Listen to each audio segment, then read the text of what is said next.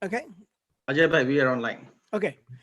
So, namaste everyone. Thank you. This is Hindu Lounge. Hindu Lounge is our weekly American Hindu current affairs show that is brought to you by Hindu Pact, which is an initiative of VHPA. We come live every week. We talk about American Hindu issues. And this time we have a special show. And our special show is a conversation with all the American Hindu candidates who ran for office in the 2020 election cycle. And I will, I'll introduce the candidates one at a time, but I just wanted to kind of welcome all of them. And this is regardless of the political party they belong to, regardless of the ideologies they have, whether they're on the right, whether they're on the left. What we are going to talk about here today is about their experience of running as a Hindu and what kind of challenges they had, and in general, what kind of issues they were able to bring up, what kind of issues they were not able to bring up. And it's just a casual conversation. And I really, really appreciate, all the people who ran, and some of them are joining, some of them have joined. So I want to introduce, as they join the conversation, I want to introduce all of them. But I can imagine how difficult it is after a grueling campaign for months and months to wake up on a Saturday morning and join this program. And I cannot thank you enough for that. And so I know that it's even earlier for people who are on the West Coast, and we have people coming in, joining as panelists from the West Coast, people from the East Coast. I understand people have, the personal commitments after a big campaign. I cannot thank you enough for joining. So once again, I'll introduce myself. I'm Ajay Shah. I'm the Executive Vice President of VHPA and the convener of Hindu Pact. And with me is Utsav Chakrabarti. Utsavda is the Executive Director for Hindu Pact. And we do this every week, on Sunday mornings at 11 o'clock. As people have joined in now, let me just introduce some of all of our panelists who are here already. So with us, we right now have Padma Kupa, and Padma just got re-elected to the Michigan House District 41. She's a Democrat. And we also have Rishi Kumar, and Rishi Kumar was a candidate for US House of Representatives from California District 18. And he put up a really, really good fight and a good campaign. And I'm so glad. I was just telling Rishi, I've been on his mailing list for years. I was a really, really proactive, public office holder, and in Saratoga City Council. So thank you, Rishi, for joining. Thank you, Padma, for joining. We also have Neeraj Antani, and Neeraj is again elected from Ohio District 42, 42nd District in Ohio for the state representative. I've met Neeraj a couple of times, and just a great guy to talk with, and I'm so glad that he got re-elected and he's agreed to join us. Also, we have with us Jay Kansara and people who have been with us in past couple of debates that we had. Jay represented the Republican side, and Jay has been active in political campaigns. He has been a director in past. He was a director of government affairs at Hindu American Foundation. And actually, after both the debates, the question that got asked most frequently, to me at least, was not about any political party or Hindu issue, any of that. But the question I got asked was, when is Jay running for Congress? So I'm glad that Jay could make time and join us. And with that, I'll turn it over to Utsavda. And Utsav, if you want to start out with the questions, please go ahead. Once again, everyone, namaste and welcome to Hindu Lounge. Namaste, everybody, and thank you, Ajay bhai, and welcome everybody. This is wonderful, and thank you everybody for taking the time out. I'm going to just jump into the questions because I know everybody has a long day ahead. So as you all are Hindu American candidates who found success and who represented different political ideologies in different regions with different needs and requirements of what people wanted, were you driven by your Hindu roots to seek office? And this question is for all of them. I will start with Padma first, and tell us how your Hindu roots were useful in your campaign. And yeah. I don't know if it's Hindu roots that inspired me to campaign. I do know that as a reluctant entry into the political, I'm an engineer. I came to this not because I wanted to run. It's not a career for me. My career was in the automotive profession, IT profession. I always though had, in addition to my 9 to 5 shift, I also had a 5 to 9 shift. And that 5 to 9 shift, I worked alongside Jay and many others in the Hindu community, both at the Bharatiya Temple here in metropolitan Detroit, the Hindu Mandir Executives Conference, the Hindu American Foundation, and Hindu American Seva Charities with Anju Bhargava.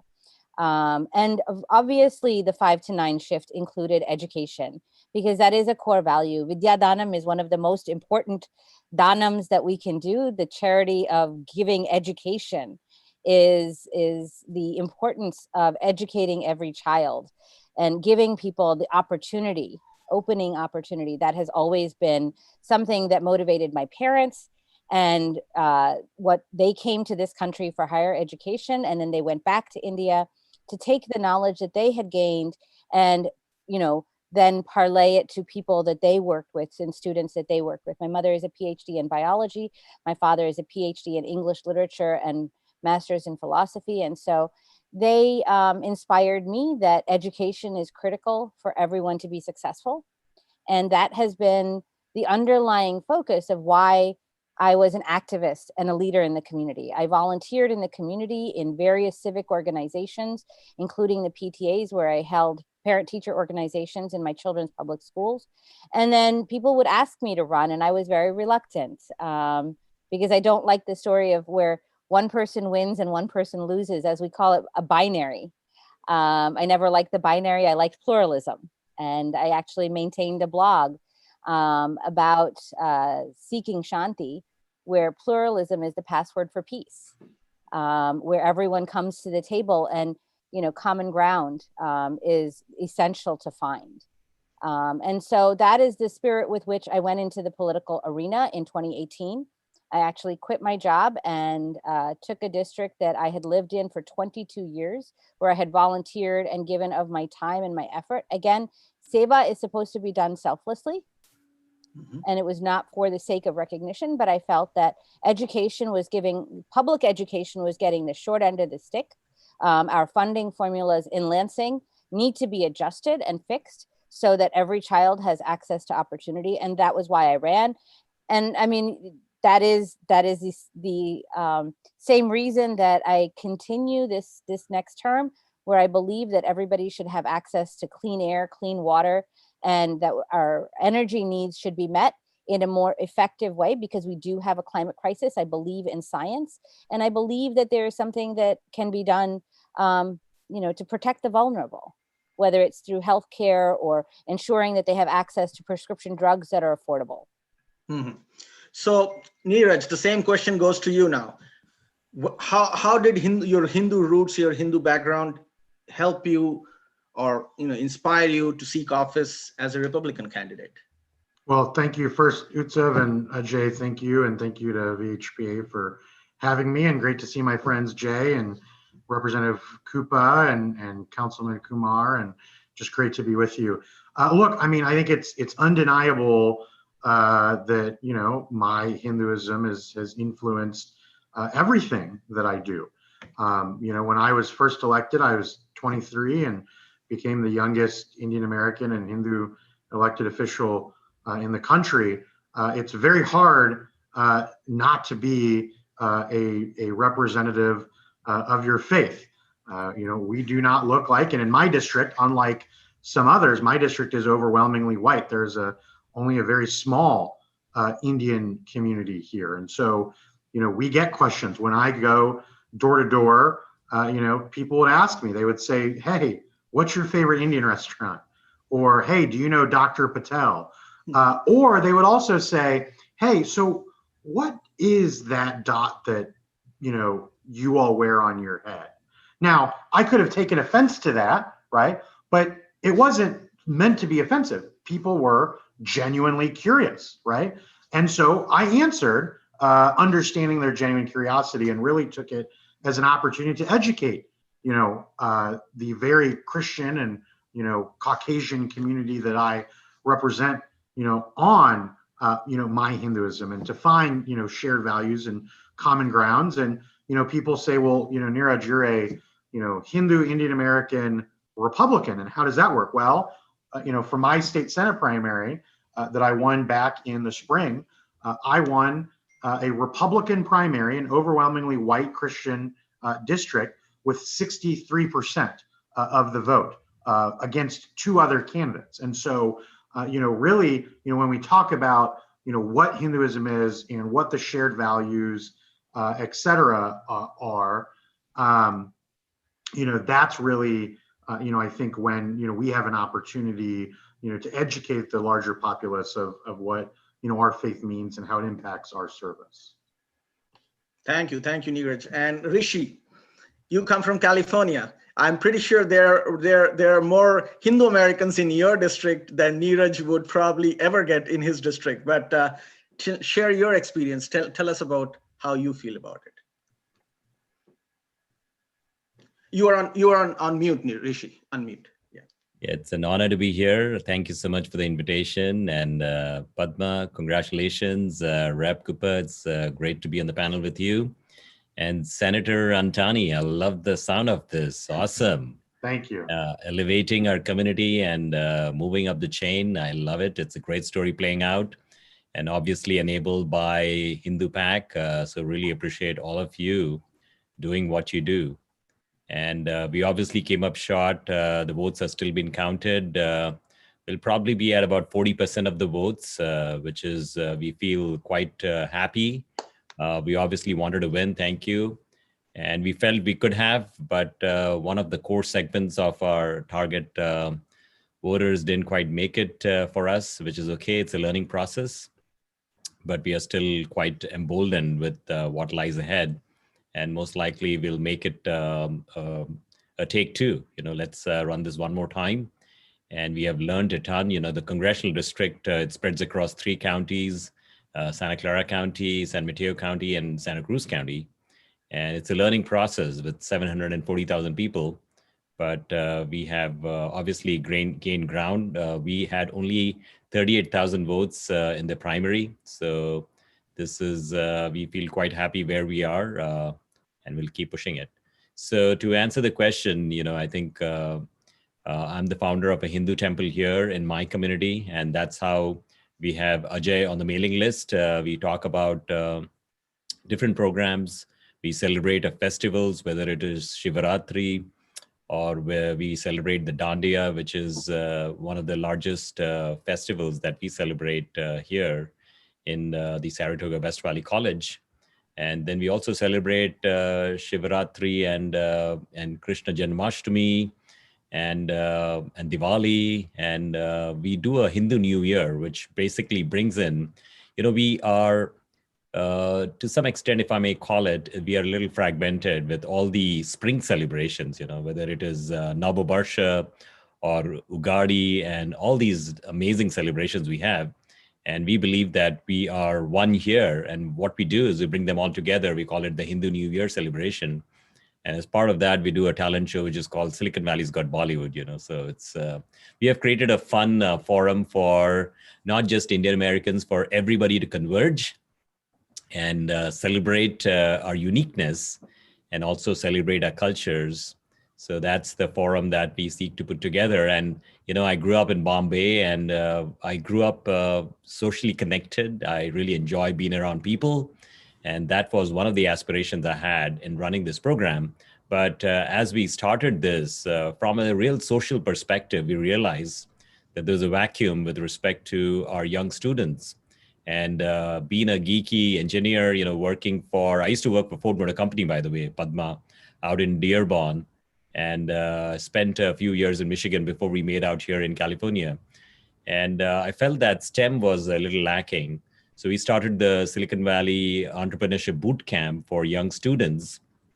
And teaming up with Mayor Sam Liccardo from San Jose, we launched it in the poorest parts, in East Palo Alto, in San Jose, over 2,000 kids trained. We also run the Silicon Valley Lego Robotics Club, that we do team formation, which is like essentially bringing kids together to form teams. And then we run a boot camp so that they can go out and win these types of projects and put together a great robot design, but also program and coding and all that kind of stuff, So that is what I've been doing. But the fundamental component of that is the fact that I'm a Hindu, because Vidya Dan is extremely important, like Padma says. And I believe, me coming from, my dad was an electrical engineer, my mom was a homemaker in Bombay.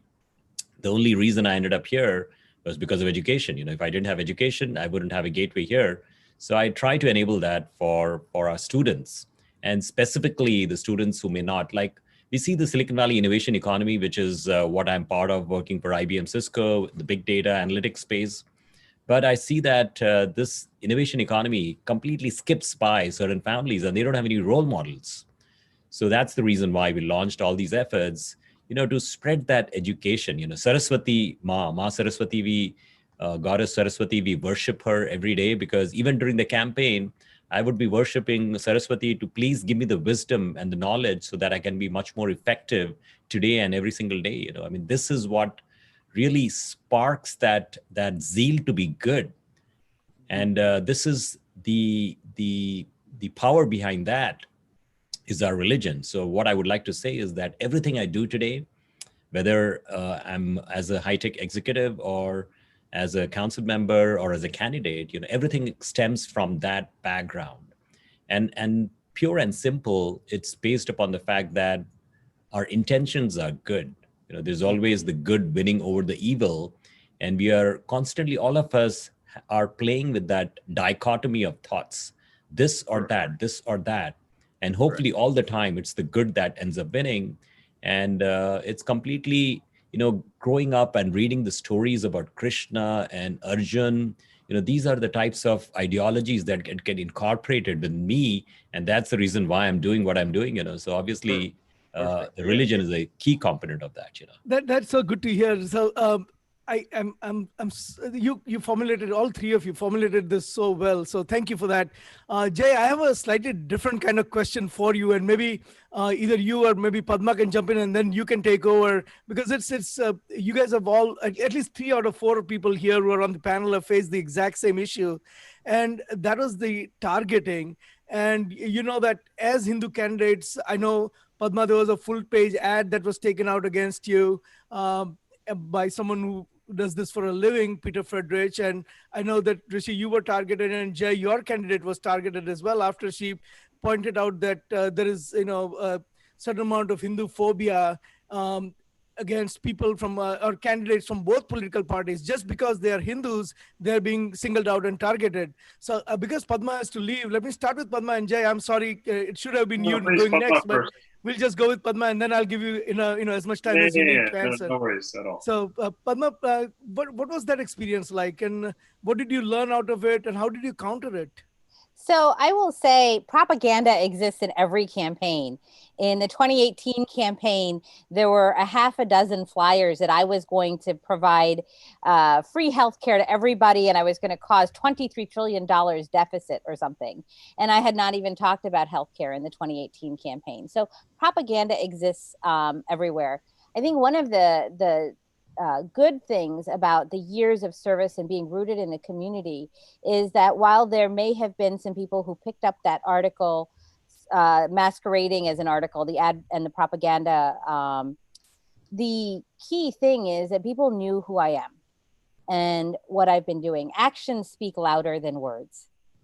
And I think karma yoga is what inspires me always, and doing good in the community. And I think that is why I was able to transcend that. I do think that this is information. The issues that were raised are questions now in people's mind, like, why did I get targeted like that? Why was that propaganda provided?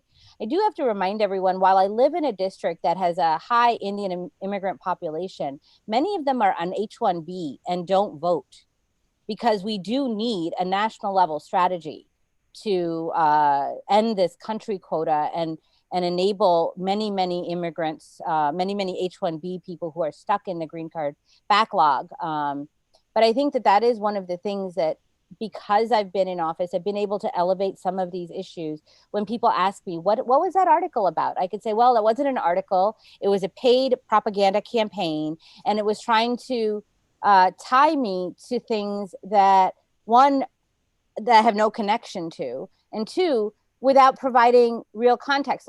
repeat lies often enough, they become perceived as truth. And that is a problem across the political spectrum. And so I would say that, satyameva jayate, truth will also always win.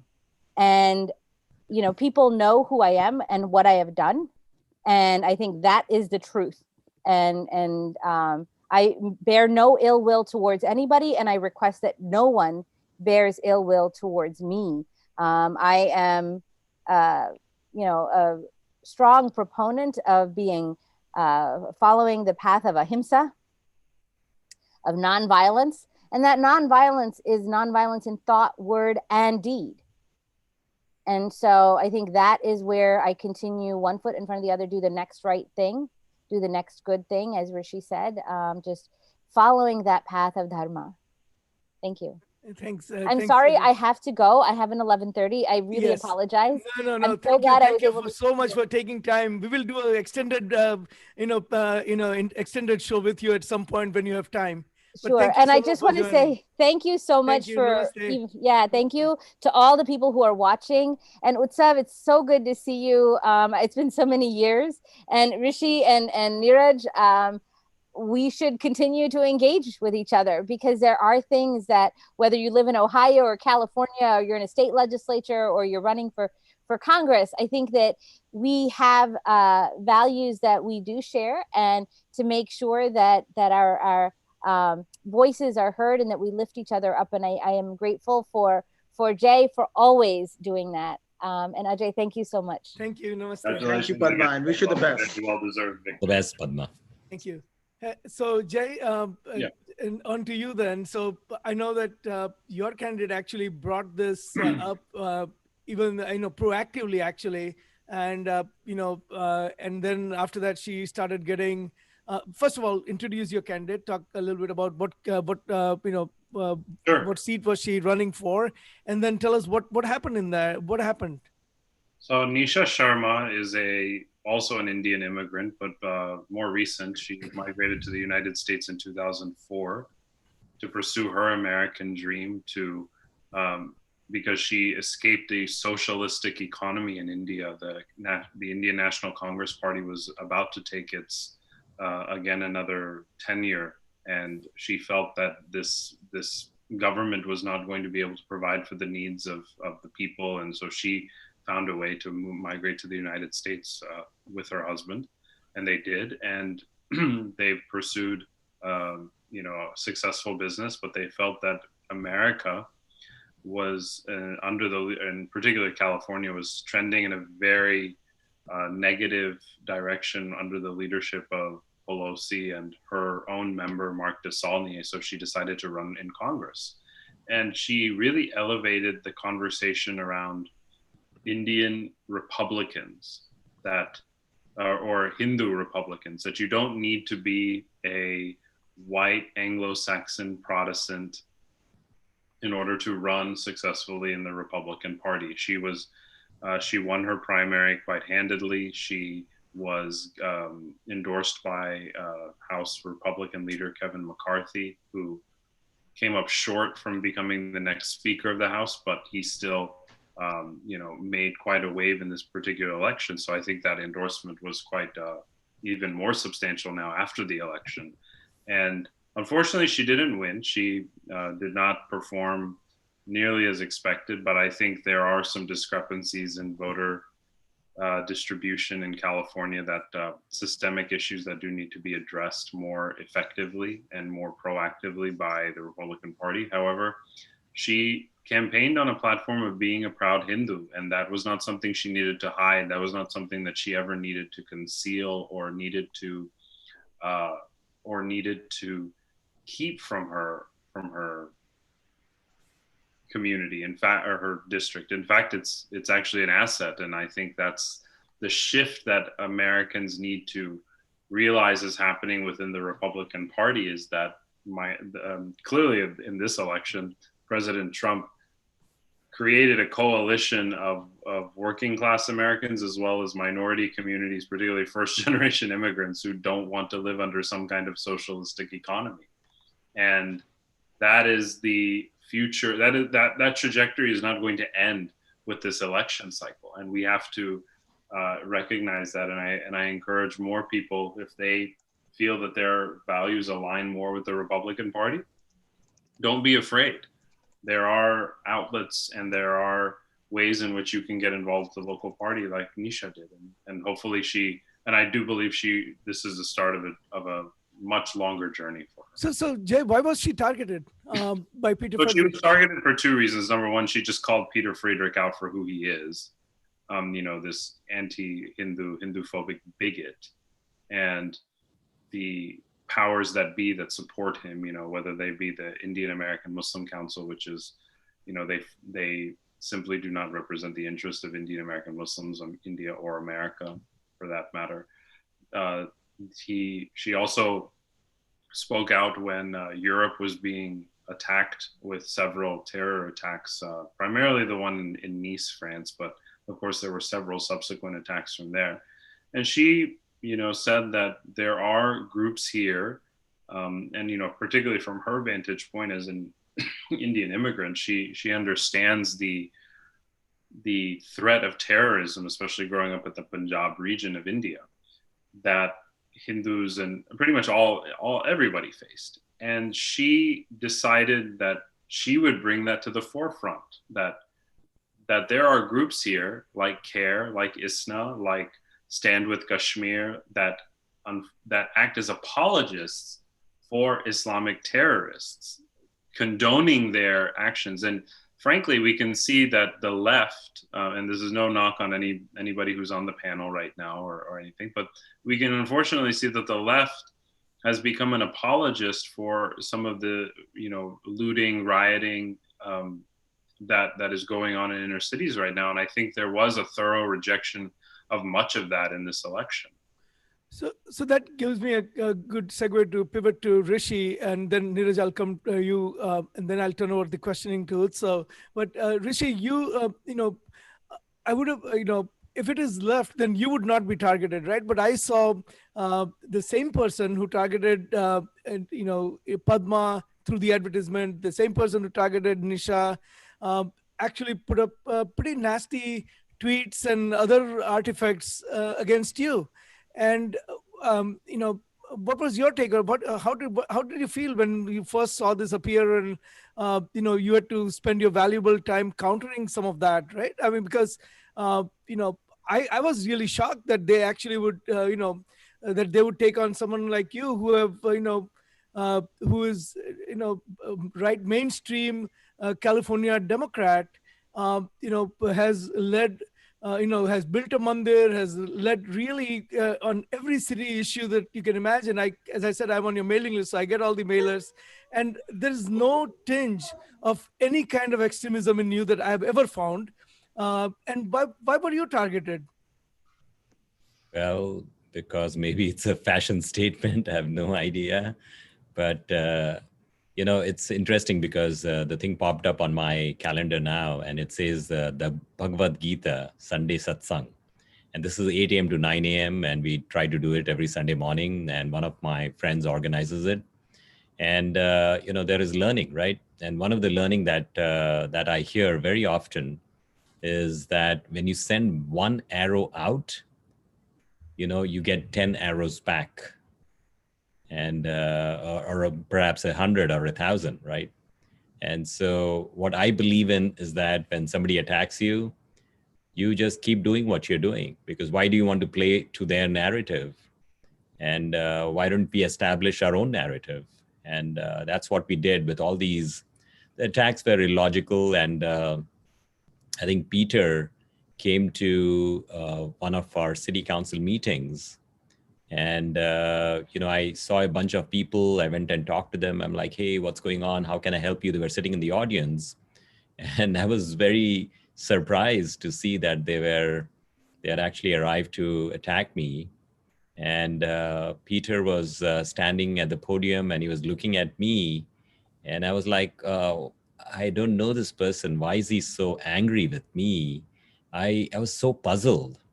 And then finally, when he ended up speaking midway through it, I realized that, oh, he's actually talking about me. Really? I was actually very surprised. And much of the stuff that they talk about, they call me a mole of the BJP. And, I left grad school. I'm like, I'm still 25 years old or something, but I left for grad school many, many years ago. And I don't think so. The BJP was a viable party, and they categorized me as a mole of the BJP.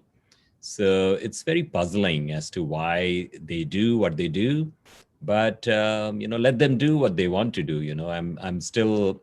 I always talk about moving ahead, moving forward. So there is a saying that comes from our land of India, from Bharat, and the saying goes like this: when the elephants will walk, there'll be dogs barking on the side, and let's not sway from our mission, and let's keep doing what we are doing, because there will be people questioning you, and maybe for the right reasons. They are when you have that conversation, that dialogue, hopefully we have pluralism on my website. We talk about that. When we run our cultural events, we invite everybody. We invite the whole community. It has never been about just doing an Indian American event. We used to run this. My foray into politics started by doing an open mic. a lot of the journalists here know that, and I started doing this open mic in downtown Saratoga to bring in net new foot traffic for our businesses. And we didn't do it for Indian Americans or Hindu Americans. We said, hey, bring in everybody. We want to make it, let's intermingle, interact, and have some fun, So that's what defines us. So hopefully these attacks will fade away, because our intentions are good. We are here to serve. We are here to do well. So, they should hopefully be gone in some time. Well, and you should also know that the Hindu community stands by you. So when you are under attack, or when any of the Hindu candidates is attacked for just being a Hindu, it really doesn't matter what political stripe we wear. We are here to make sure that you have a right to run for office without being without facing Hindu phobia. So we as a community will definitely stand by you. And Neeraj, the same question for you, but with slightly different twist, because I don't think you were quite as targeted. But you may have faced a different kind of challenge, right? Because the kind of constituency you have, did you have did you Actually, have Ajay bhai, challenge? let me Oh, go ahead. interject. So go ahead. Neeraj was targeted by the same person too. Oh, okay. I somehow I missed it. I Yeah, was going to say that he might be targeted yeah, by he was. fundamentalist Christians as well, but I didn't know that Peter Friedrich targeted Neeraj as well. Go ahead, Neeraj. I've never been targeted by Christians. It's only been Muslims, and it's only been Peter Friedrich and the radical left. I mean, honestly, I have great support amongst the evangelical Christian community. As I said, I won a three-way primary for the state Senate with 64% of the vote. And so I actually have a great relationship with the evangelical Christian community. And frankly, they love Hindus, because once they figure out where, we have common values and shared values, and frankly, a common enemy in radical jihadist Islamists, evangelicals really love Hindus. And so, I was targeted. He didn't do like an ad or anything.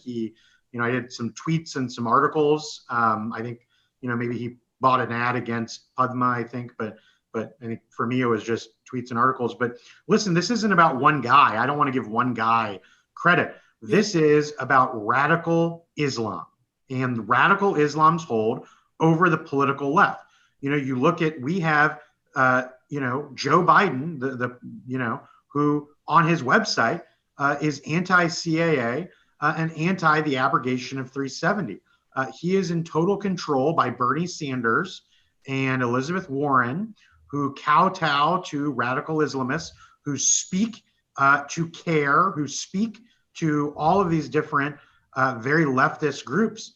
If you look at the Pakistan caucus in the Congress, it's a bunch of Democrats. And so, yes, I am a Republican, and yes, there is a problem in the political left that they are controlled by radical Islamists, and that is very bad for Hindus in America and Hindus across the world. And so, this isn't about one guy who writes a blog or whatever. He is simply a mouthpiece for radical Muslims. And let's be very real. There's a reason they're putting him out front as a white person. Okay. But let's be clear. He is funded by radical Islam. Okay. And we as Hindus have to take this very seriously. They are coming for us. They are coming for us. And so, when we elect Hindu and Indian American politicians, they have to speak up for our community. They cannot kowtow to the radical left. And so, we need politicians of all stripes to back up Hindus in America and across the world. Thanks, Neeraj. Well put. So, go ahead. So I Jay, just wanted Jay to comment on it because I think both Rishi and Neeraj made very, very good points here. And Jay, would you like to add something? Absolutely. And look, I spent almost a decade working in community advocacy. We were nonpartisan as much as we could be, and for the Hindu American Foundation. And now that I've left, I can look at I guess political parties more objectively and decide for myself which party. I have to say though, the Democratic Party has been very unkind to its Hindu representatives, whether they be at the local level, state level, or federal level. I mean, we just look at Tulsi Gabbard, the way she's been treated by being someone who put herself out on the national stage. I mean, even as a member of Congress, she was targeted as being a mole for the BJP, even though she was from a state of Hawaii.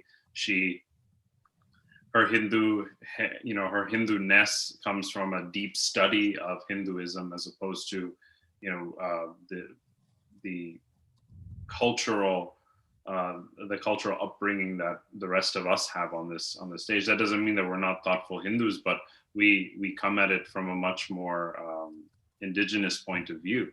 But the way Tulsi Gabbard was treated by the establishment of her party is far more telling about the rot within the Democratic Party that's just there and needs to be called out. And unfortunately, I mean, look, I'm going to be very honest with our audience here today. I do think President Trump will be actually inaugurated on January 20th because the voter fraud that has taken place in several states is inescapable, and this will be investigated. But that being said, let's say Joe Biden takes the stage on January 20th and Kamala Harris is his vice president. This is not going to go away. And Democrats, and especially all of those Hindu American Democrats who were cheerleaders for the Joe Biden presidency, must address this. This rests on their shoulders. And what I also see on the other end of that is that Republicans have been far more accepting of diversity. This is an objective observation.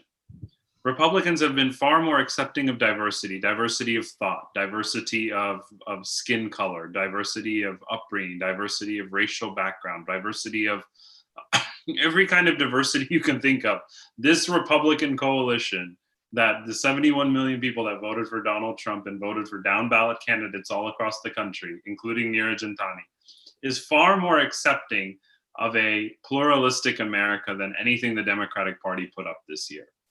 And that is cause for reflection that I asked the Democratic Party to undergo this year, in the next couple of years, because unfortunately, as a Hindu, I do not feel welcome in the Democratic Party to express my Hinduness, to be a full-fledged Hindu. I always have to conceal it when I'm in those camps. In the Republican camp, it is the asset to which I can run on, or it's the asset to which I can use to elevate the conversations around my identity or my personal, what I hope to achieve within the Republican Party. And I'm sure Neeraj can attest to that. And this is not a knock to anybody who represents the Democratic Party here, but it is something that just needs to be said. Thanks, Jay. So I know you're the one who's supposed to be asking the question, and I'm asking away. But sorry about that. But I think Padma left, but Rishi is still here, and I think it's fair that we give Rishi an opportunity to comment on what Jay said. Again, this is more about Hindu American experience in the past election, and to the extent, I mean, I know I think what Jay brought up about Tulsi Gabbard, and Rishi, you may or may not want to comment on it. I know you're not in any way obligated to comment on it. You can comment on your campaign, but is there a broader issue here that we should be looking at as American Hindus? Ajay, if I may, Rishi, Sure. I'm sorry. I have to hop off. I have a noon engagement to get to, but just wanted to thank you again, Utsav and Ajay, and good to see you, Rishi and Jay, and just wanted to thank you. And if I can ever be of help to anyone, please do let me know. And just thank you to VHPA. All right, thank you. Congratulations again, Neeraj. Thank you. And Yes. congratulations I look forward to again. coming to Congrats, your Tani. inauguration. Congratulations, Senator. Yep. So go ahead. So Rishi, do you Can I have any? just ask Rishi, do you still hold your city council seat now? Yeah, I'm Okay, in good. my Good. second I'm term. glad to hear in that. the roles. I'm And glad I to hear happen that. Yeah. to also be currently an executive board member of the California Democratic Party and also a delegate. So, unfortunately, I do believe that the party is not reading it right. And I think to some extent, there is not a deep understanding, in-depth understanding of the issues, and we are stuck with politics without substance, is the way I see it. And I think what has happened is the party has lost a bunch of Indian Americans, and I can see it right here in the Bay Area. Very, very prominent figure. He's very, very well known. And he switched over from being a California Democrat to becoming a California Republican. And he's now sponsoring and supporting Indian Americans who are Republicans. And that is the nature of what is going on. And I believe there is some validity to what that is going on. And actually, I have my friend Rishi Yadav joining in, and he is actually a Republican. And the question that we're talking about is about how the Democratic Party has switched a narrative of very biased narrative against Indian Americans and against Hindus. So perhaps Rishi Yadav wants to continue talking about that. Yeah, so I was doing some analytics around how much Republicans have supported us in this run. So initially I got worried. I was very worried because for some reason the Republicans in Santa Cruz did not support us.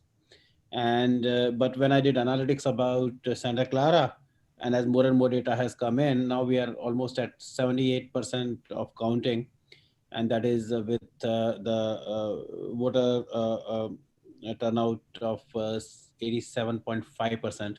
And almost every Republican in Santa Clara County has rallied behind Rishi Kumar, which is amazing. And why that matters is that the center of the road messaging, right? Something which obviously I've been insistent on from last 2 years, that the only thing which is going to work is center of the road messaging. And there, what has happened is that uh, my take is that Santa Cruz County Republicans have almost I don't want to use the word abandoned, but disproportionately have left it blank, is because Santa Cruz is extreme left. So I think what happens is when there is extreme left, then there's extreme right. So people in the right are more sensitive to it. That is the only thing I could uh, figure out so far there. So in terms of that, but uh, Republicans have, at least in Santa Clara County, which is most of our district, I would say Netaji can tell, but I think we're talking about like 70% to 80% district is Santa Clara County. They have voted for Rishi Kumar like they were a Republican candidate. They have voted to that extent. I may be off by 1,000 or 2,000 votes here, but not more than that. Progressives have completely abandoned him, right? And I mean, I had a very strong view about it from day one, that progressives are good for nothing. And I'm a Republican, so obviously my views are going to be slightly extreme here. But at the same time, I try to be very rational and absorb information and absorb facts and make my opinions based on that. Specific to the Democratic Party, any comments on that in terms of? I think so. I think the Democratic Party establishment, we did not expect a lot of support from them. We did not get Specific to support. how they are categorizing Hindu Americans across the country, right? Or the Okay, narrative. so yeah, so sorry. Yeah, so I just joined. Yeah, so I think that way, I think it's obvious, right, that the Democratic Party is is a party where they love victims, right? So and the richest community in America since 2012, and they are also the richest demographics, obviously being Hindus, right? So there is nothing. There's no victimhood they find in Hindus, and that's the reason they abandon Hindus, right? Because I mean, think about it. What happened with Muslims, right? I mean, all every wrong thing has been done by them, but still Democratic Party stands by them. I think one of this group members only sent me an article that I think 40 or 50 Muslims have been elected in this run, right? Muslim candidates, right? So there is a disproportionate uh, treatment which Hindus get from the Democratic Party. The challenge is that can we really change it? So that would be my next question, Ajay bhai. In fact, I wanted to ask Rishi this question, and because this is a perfect segue, and I agree completely with what you just described, and I think it has been probably the inability of the Democrats to look at the Hindu community in its totality, with its history, with its geopolitical positions, that has led to this really shallow analysis that you just gave, where the Hindus are looked upon as cash cows who are supposed to be victimless.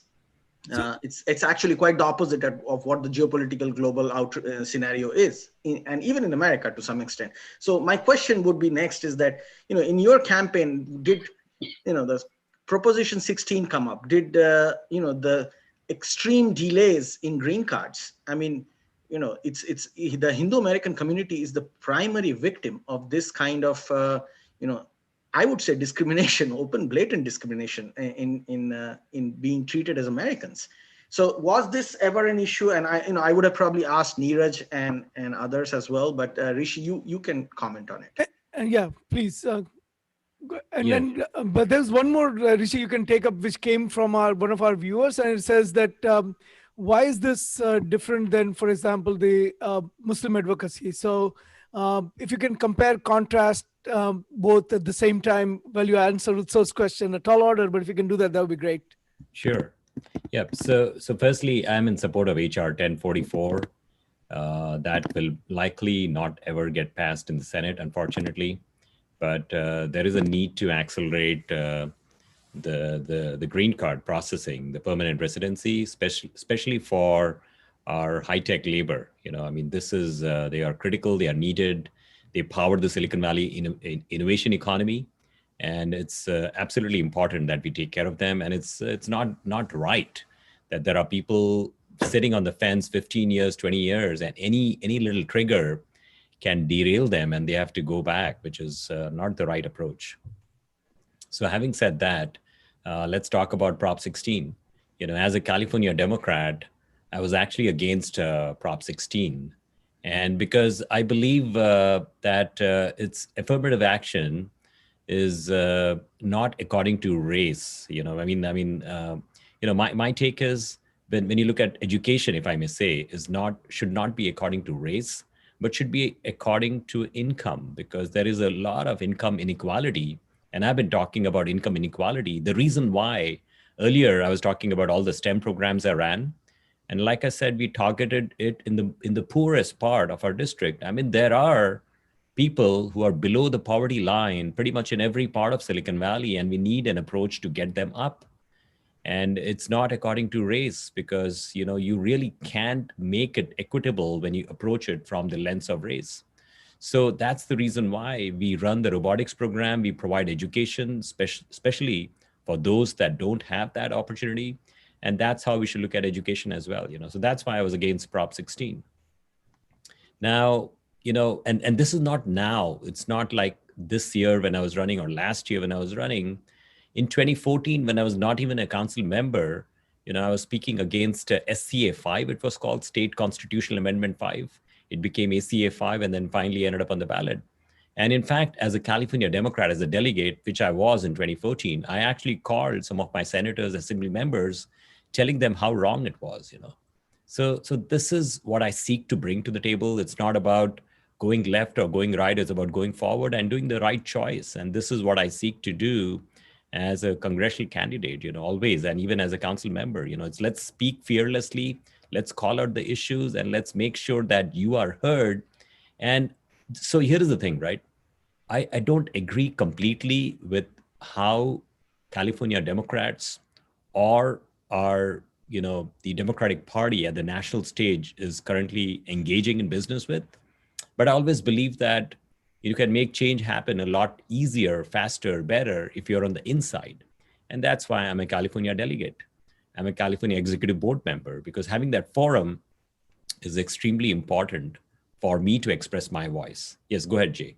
Jay, before you answer, can you incorporate this question, because it's come from a viewer, and that viewer is patiently waiting, and said, Jay Kansara, why did or do most Indian origin folks like me, who are the person who's asking the question, carry a completely opposite impression vis-a-vis Republicans versus Democrats?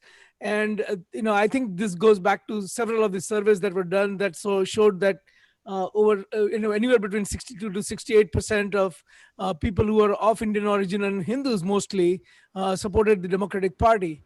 So I think while you answer the question, or while you respond to Rishi, if you can also talk about this one, because I think I think the statistics certainly bear witness to the fact that most of the Indians seem to be supporting the Democratic Party. So what do you have to say about that? And then please respond to what Rishi said as well.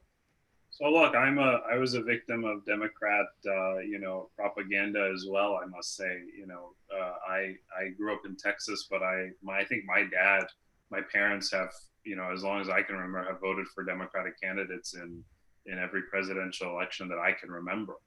And that's because, look, the Democrats, I think, forwarded the Immigration Act that allowed Indian Americans to come to this country. The Democrats, I think a lot of Democrats see John F. Kennedy as the standard bearer of their party, but unfortunately, the Democratic Party of today is no longer the party of John F. Kennedy. I mean, I hope one day it'll return to that, because America will be much better off. But it unfortunately isn't. John F. Kennedy was one of the biggest enemies against communism during his day, and he was actually a fantastic friend to India. He wanted to elevate India to the status of United Nations Security Council member, but I think because of the failures of the leadership in India that leaned far more left than they ever should have, the Nehruvian dynasty, I mean, and that is the reason why many Indians had to leave India, is because the failures of the Nehruvian socialist model. Or actually, I think they wanted more Indians to leave in order to send remittance back. There's actually evidence of this. But that being aside, the trajectory that is being changed today is that the Republican Party stands up for stands up for merit-based immigration, stands up for the rights of business owners and deregulation, lower taxes, especially in a state like California, which I had the pleasure of spending the last month in. These are very important issues for people across the board. And they're even more important for immigrants who are just struggling, saving, and sacrificing to make their American dream possible. But I have just a couple of questions for my friend Rishi here, and he is my friend. I mean, I've known him for a few years. I remember meeting him back in 2017 when Prime Minister Modi came to Washington, D.C., and we had a great conversation on the sidelines of those events. And I noticed a couple things. Number one, your opponent, Anna Eshu, in like the 11th hour, decides to co-sponsor the anti-India Hindu-phobic Kashmir resolution that Pramila Jayapal forwarded along. And, Pramila Jayapal, despite being an Indian American, being born in India, she is no friend to our community, or has no understanding of these complex issues. Your opponent, Anna Shu, decided to co-sponsor that. Was that a direct knock at you? And then also, I noticed on your social media platforms, and I'm just asking for an explanation as to why this was something you decided to put forward more very openly. You put Black Lives Matter on at least your Twitter profile. I noticed it, and I've been wanting to ask you this. So I'm not trying to put you on the spot, but Black Lives Matter is as a proposition, it's most certainly a worthy conversation. But as an organizational institution that was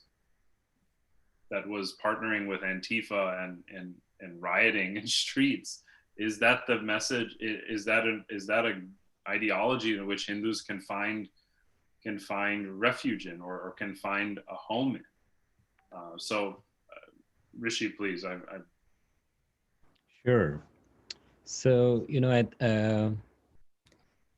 as Hindus, we are out there, we talked about the intentions and how we serve a greater, larger good and a purpose.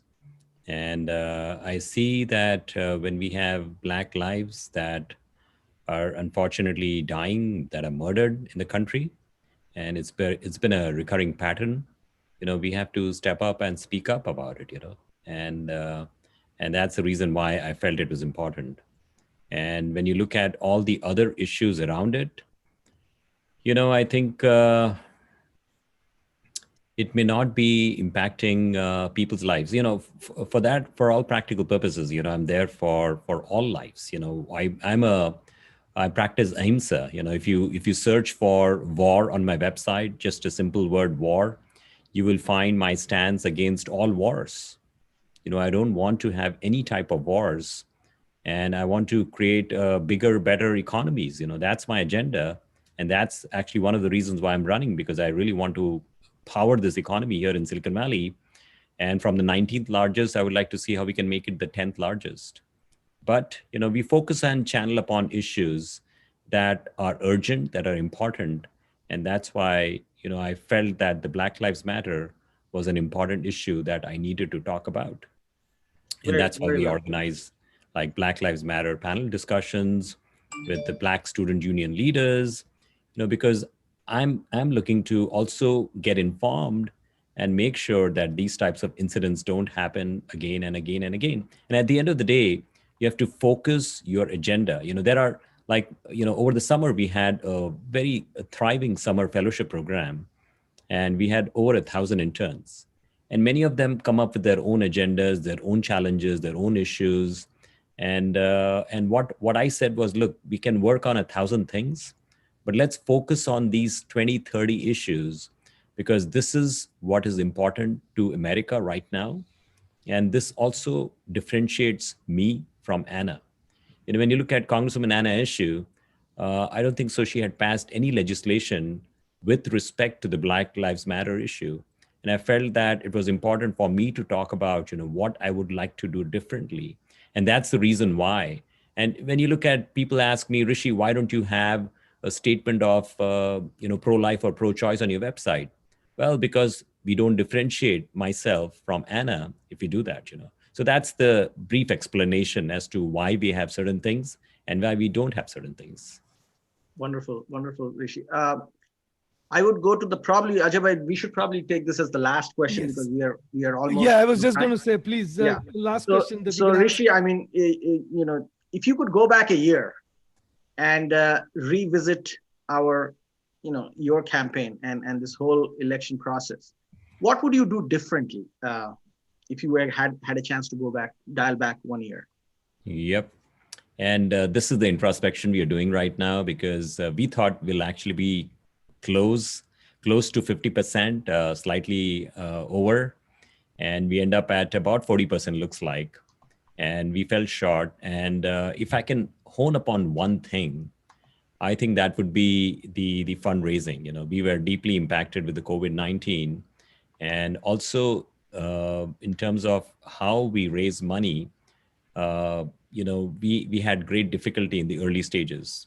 And it's only like in September, October, we finally figured out, what it takes.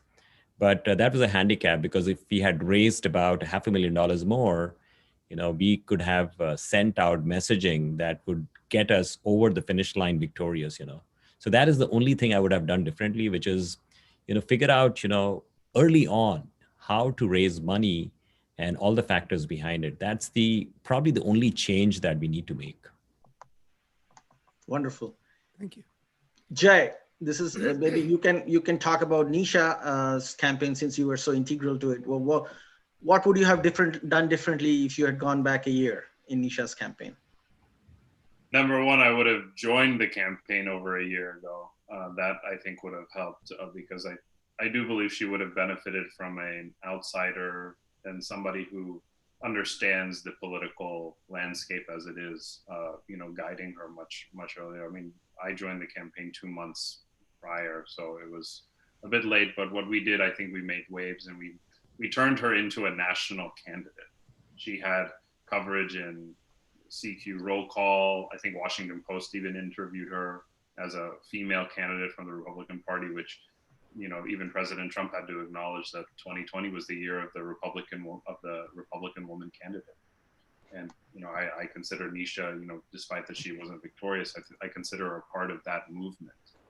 And, I think we really, and she also became an international figure, like with some of the media coverage that she got from NewsX and India Today, especially discussing the US-India relationship, which objectively speaking is the most important relationship that India will be will be carrying forward under any administration. Just so you know, the government of Armenia actually redid its press release during the end of in the middle of October, end of October, after Nisha commented on the situation in Nagorno-Karabakh. So that takes a lot. I mean, she's probably already in the Foreign Relations Committee by now. And she's going to continue to be a voice for change. And so what I would, so I want to broaden this. What I would have suggested Indian Americans or Hindu Americans, let's put Hindu Americans more definitively, done 1 year ago, is I would have pushed them to be at key positions in campaigns across the board, demanding an agenda statement from every candidate. And this is what we must do going forward. We must have a definitive agenda statement from any candidate before our community en masse can support one candidate or the other. Now, by de facto, because of President Trump's speeches he made at Howdy Modi and his visit to India, those kind of became his de facto policy objectives for the Hindu American community. And, I give him the benefit of the doubt. But of course, the Biden campaign did not put out a definitive statement, and they kind of subsumed us into a broader Indian American and even Asian American Pacific Islander identity that just simply was quite whitewashed, or, it was pretty lame, to say the least. So that is what I would suggest Hindu Americans must do going forward, from at the federal level and even the state level. I mean, 2022 is a huge year for California, right? The governor's race is coming up, and Hindu Americans need to play a big role on both sides of the aisle in California, as a state where, a huge chunk of our population in America lives, and we contribute considerably to the economy there, as I've seen myself. We definitely need to move the needle on this. We have to have a definitive statements. We have to, each candidate on either side of the aisle must condemn anti-Hindu, anti-India, Hindu-phobic bigotry. They must stand against these radical city councils that have published these ridiculous resolutions that have nothing to do with the mandate of their city councils to uplift the lives of their own citizens. We must stand against,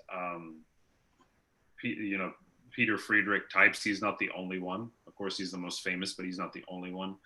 And we have to integrate broader Hindu American thought into the political mainstream. That's where I think like our teachings of ahimsa, ekam sat vipraha bahuda vadanti, the teachings of satya, vivek, these need to become far more mainstream positions that other candidates can reflect upon in their own political perspectives and campaigns, and provide a message to our community that's really, it's not just about our community, it's that this is what Hindu Americans contribute to American society, and this is how I want to work as a candidate. You know, if I were George Smith from California's 11th district, or, you know, just somebody random, oh, this is, you know, I appreciate what they do in my community, and this is why I want to enhance that. Absolutely. So Absolutely. If I may comment on that, Jay, Please, you know, Rishi. essentially, I'll make it quick, but it's spot on, actually. I completely agree with Jay. You know, defining a framework and then having everybody provide you, you know, how we comply with that framework from a standpoint of Hindu Americans makes a lot of sense. Now, truly speaking, what has happened in the past was, you know, there were candidates who wanted to run. We did not have like hundreds of Indian Americans. Like you look at this particular election, and I believe we had like at least 20, 25 Indian Americans running for office. And you go back to the time of Ash Kalra. I mean, there was one guy, Ash Kalra, running, and there was like nobody else, right? So it has changed radically. And earlier, we just didn't care, or perhaps we did not want to look at them from a magnifying glass and try to figure out, you know, where they stood, because we just wanted Indian Americans to run. But now that we have this, you know, we have seen some of the challenges that have happened over the last couple of years. I think it makes sense to ensure that we put the spotlight on each one of them and validate where they stand. I think it's important, it's critical to make sure that our voice as Hindu Americans is heard, and people also acknowledge what our angst is, and this is the right approach in moving forward. You know, I completely agree with that. So Rishi, even though we are completely out of time, if you don't mind, I just have this one question based on your answer that I just have to ask. We sometimes end up using the word, and somebody actually posted that question as well, but because we sometimes use the word Indian Americans and Hindu Americans interchangeably, and it need not be, right? So let me, and I just you know, if you look at it from just the demographics perspective, Hindu Americans is a much bigger community than Indian Americans is. So, for example, you can include all dharmic faiths. So now you have the Sikhs, the Jains, the Buddhists, and just Buddhists. The number of Buddhists in America, practicing Buddhists in America, is same as someone who is practicing non-Buddhist part of practices in dharmic faith. So it's about right now it's about 6 million each. And then if you look at the people who practice one form of one Hindu practice or the other in their daily lives, that number is another 10 to 12 million people. So if in reality there are 20 million people practicing Hindu faith one way or the other. On the other hand, there are about 5 million Indian Americans, out of which maybe 80-90% are Hindus, but you're now much smaller base to work with. Why do we use the word Indian American or phrase Indian American and Hindu American interchangeably? Why don't we target the dharmic faiths and we use the word Hindu, the American Hindus or American dharmic community or something like that, and broaden our base? You know, that's an excellent point, actually. You know, I mean, I like it the way you have said it, Ajay. So I'm going to integrate, incorporate, and move forward with that. I like it. Wonderful. Wonderful. Ajay, right. See, there we go. I mean, I think we should, just as I was asking the question about us to Rishi about him going back a year, I think we should do an analysis of people like us, what we could have done going back a year or maybe more differently to address this, because it lies upon our entire community. It's just not Rishi's responsibilities or Padma's responsibility or Nisha's responsibility. It's our entire community's responsibility. So in closing, I would just want to say that, our community has to introspect. It has to begin from inside our community. We can go and blame others, people, the radical Islamists, the extreme lefts. We can blame them for what they're doing, but they will continue to do even more of what they're doing. So more importantly, we have to introspect within our community. We have to put the money where our mouths are. And yeah, go ahead, Rishi.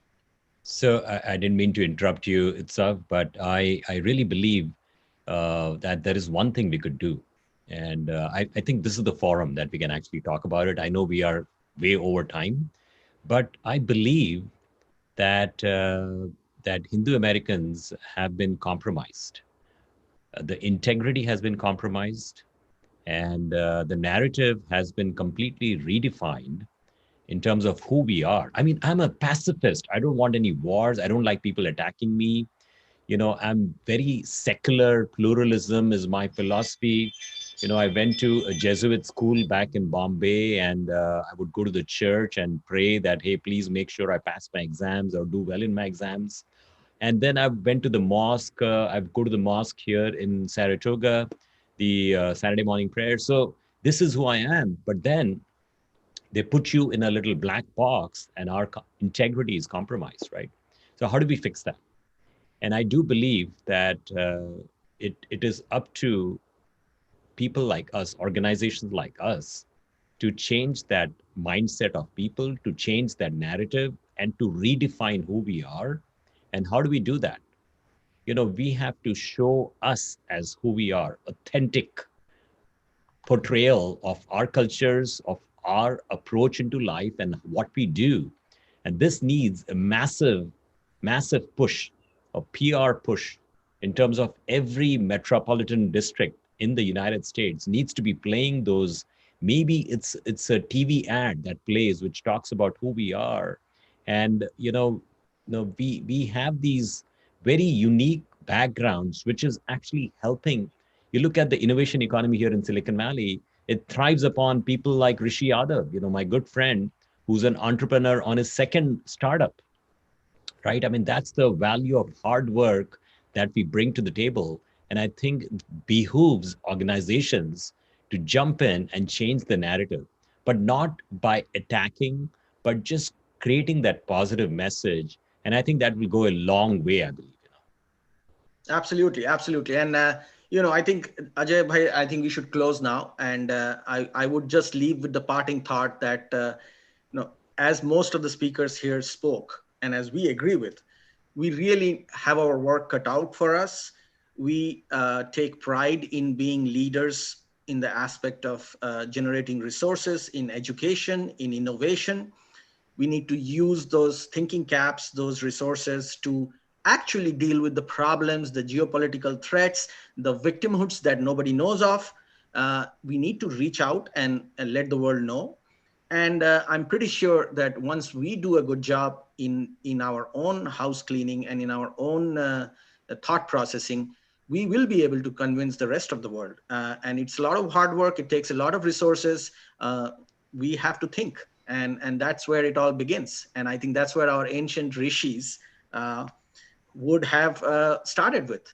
And if we really care about our 7,000-year-old civilization, wherever we are in this world, we need to work on it. So with that, I let you have it, Ajay bhai. Thank you. No, I cannot top that. So they're really well put. Thank you very much. Thanks, Rishi. Thanks, Jay. Thanks, Rishi Yadav, for chiming in. And Padma and Neeraj had to leave, but thank them as well. But Rishi, you made some really great points. Don't be a stranger. Please join us again. We look forward to you winning next time. And Jay, thank you so much. Thank you so much for taking out the time. Well, Jay, I hope, Jay, after you get elected to Congress, you find time to join us. Okay. Namaste, everyone. Thank you. All right. Namaste. Thank you so much. Pleasure. All right. This is Hindu Lounge, and please join us again next Sunday at 11 o'clock Eastern. That's 8 Pacific. And we'll bring another American Hindu issue and discuss it with everyone. Thank you again. Namaste. Thank you. Bye.